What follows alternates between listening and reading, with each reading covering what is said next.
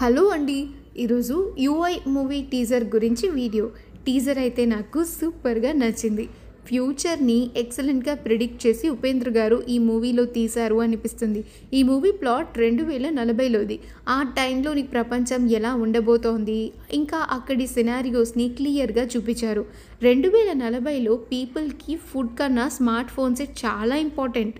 వాటికి అడిక్ట్ అయిన వాళ్ళ కోసం గవర్నమెంట్ స్మార్ట్ ఫోన్స్ని డిస్ట్రిబ్యూట్ చేస్తూ ఉంది.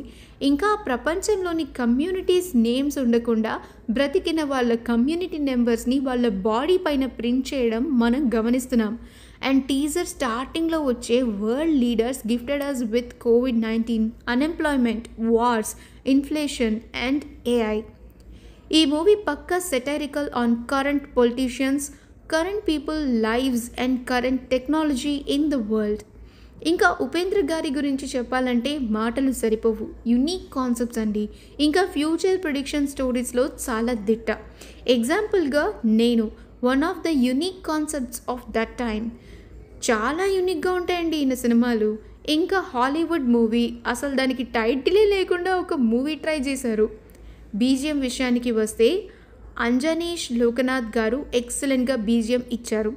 టీజర్తోనే ఉపేంద్ర గారు ఆడియన్స్ అటెన్షన్ని గ్రాబ్ చేసినట్టే. ట్రైలర్లో మెయిన్ ప్లాట్తో ఎలా రాబోతున్నారు అనేది చూడాలి.